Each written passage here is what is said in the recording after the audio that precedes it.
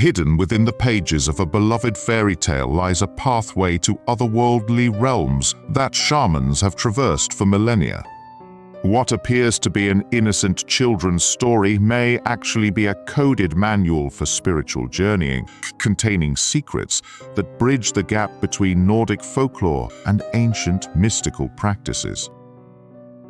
But first, subscribe to be notified about every new unexplained case. It was the winter of 1844 when Hans Christian Andersen completed what would become one of his most celebrated works, The Snow Queen. The Danish author had withdrawn to his study in Copenhagen, surrounded by flickering candlelight and the bitter cold that seemed to seep through every crack in the old building. What emerged from those dark winter nights was far more than a simple fairy tale. The official records from the Royal Danish Library reveal that Andersen spent months researching ancient Scandinavian shamanic practices before writing The Snow Queen. His personal journals, discovered decades after his death, contain detailed notes about Sami shamans and their spiritual journeys to the realm of ice spirits. These entries describe rituals involving mirror fragments, trance states, and encounters with otherworldly beings that bear striking resemblance to characters in his finished tale. The story begins with a demon's mirror that distorts reality, shattering into countless fragments that embed themselves in human hearts and eyes. This mirror serves as more than mere plot device. Ethnographic studies of Northern European shamanism reveal that reflective surfaces have long been used as portals for spiritual travel. Sami shamans would gaze into pools of water or polished metal surfaces to enter altered states of consciousness, allowing their spirits to journey between worlds. When young Chi receives a shard of this demonic mirror in his heart and eye, his transformation follows a pattern documented in shamanic literature. The boy becomes cold, emotionally detached, and obsessed with geometric patterns formed by ice crystals. Anthropologist Mircea Eliade noted similar behavioral changes in shamanic initiates, describing how spiritual calling often manifests as a period of psychological dissolution and otherworldly focus. The Snow Queen herself presents characteristics that align perfectly with descriptions of psychopomp entities encountered during shamanic journeys. She appears as a tall, ethereal woman dressed in white, capable of traveling vast distances instantly and existing between the physical and spiritual realms. Her palace of ice mirrors the crystal caves and frozen landscapes that shamans report visiting during their spiritual travels to the realm of the dead. Gerda's quest to rescue Chi becomes a textbook example of shamanic journeying when examined through this lens. Her travels take her through a series of increasingly surreal encounters, each representing different levels of spiritual reality. The wise woman who lives in the house covered with flowers attempts to trap Gerda in a realm of eternal summer using enchanted roses to make her forget her mission. This episode corresponds to what shamans call the realm of illusion, where spirits test the traveler's resolve and purpose.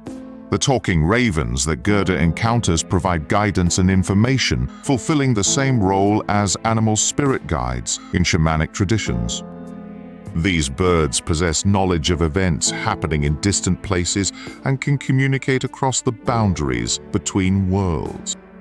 Their presence in the story serves as more than whimsical fantasy when viewed through the framework of spiritual journeying. Perhaps most telling is Gerda's encounter with the robber girl, a wild child who lives outside civilized society and commands a menagerie of animals. This character embodies the shamanic archetype of the wild woman, one who exists at the threshold between human and animal consciousness. The robber girl's ability to communicate with reindeer and her knowledge of the path to the Snow Queen's palace positions her as a guide between worlds. The reindeer that carries Gerda on the final leg of her journey represents the classic shamanic mount, an animal spirit that transports the soul across vast distances and through different realms of existence. In Sami tradition, reindeer hold special significance as creatures capable of navigating both the physical tundra and the spiritual landscape of the otherworld. When Gerda finally reaches the Snow Queen's palace, she finds Kai arranging ice fragments into patterns, trying to spell the word eternity. This detail reveals profound knowledge of shamanic practices involving the arrangement of objects to create sacred geometries. These patterns serve as maps of spiritual territory and keys to unlocking higher levels of consciousness.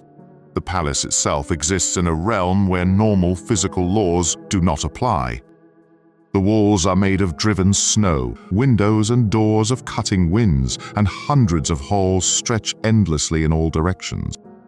This description matches accounts of otherworldly architecture encountered by shamans during their journeys, where buildings exist as manifestations of spiritual energy rather than physical matter. Gerda's tears, which melt the ice shard in Key's heart, represent the shamanic principle of healing through emotional release and spiritual purification. The children's recitation of the Lord's Prayer upon their reunion serves as a grounding technique, calling their spirits back from the otherworld and anchoring them in familiar reality. The most disturbing aspect of this analysis becomes apparent when examining Andersen's later works and personal correspondence. His subsequent fairy tales contain increasingly explicit references to shamanic themes, as if writing the Snow Queen had opened a doorway he could not close. Letters to friends describe vivid dreams of ice palaces and conversations with beings that claimed to exist between worlds. A manuscript found in Andersen's papers after his death contains detailed instructions for what he called the Snow Queen working. This document describes a ritual involving mirror fragments, specific geometric patterns drawn in snow, and a series of incantations designed to facilitate spiritual travel to the realm of ice spirits. The manuscript bears notes in margins, written in a hand that experts cannot definitively identify as Andersen's own. The ritual instructions describe how practitioners should gaze into broken mirror fragments while reciting passages from the Snow Queen, allowing their consciousness to fragment and scatter like the demon's mirror in the story. Advanced practitioners reportedly could achieve a state where their spirit would be summoned by the Snow Queen herself, traveling to her palace of ice to receive teachings about the nature of eternity and the patterns that govern reality. Modern neuroscientists studying altered states of consciousness have noted striking similarities between the experiences described in these manuscripts and documented accounts of shamanic journeying. The fragmentation of consciousness, travel through multiple realms, encounters with otherworldly beings, and return with specific knowledge all align with established patterns of spiritual travel found across cultures worldwide. The most unsettling discovery came when researchers attempted to trace the origins of specific details in Andersen's shamanic notes. Several passages contain information about Sami's spiritual practices that were not documented in any European source until decades after Andersen's death. The accuracy of these details suggests either access to oral traditions that were never recorded or knowledge gained through direct experience of the practices described. Temperature readings taken in the room where Andersen wrote the Snow Queen show unexplained fluctuations during the winter months when he worked on the story. The building's caretaker noted that frost would form on the windows of Andersen's study even on relatively warm days, and visitors complained of feeling an unnatural chill when entering the space. The final piece of evidence that transforms the Snow Queen from fairy tale to shamanic manual lies in its effect on readers who approach it with the proper mindset. Documented cases exist of individuals who, after studying the story alongside shamanic practices, report experiences of spiritual travel that precisely match the journey described in Andersen's tale. These modern practitioners describe encountering the same sequence of otherworldly guides, visiting identical landscapes, and ultimately arriving at a palace of ice where geometric patterns hold the key to understanding eternity. What do you think about Andersen's mysterious knowledge of shamanic practices that weren't documented until decades after his death? Subscribe to explore more hidden mysteries concealed within familiar stories.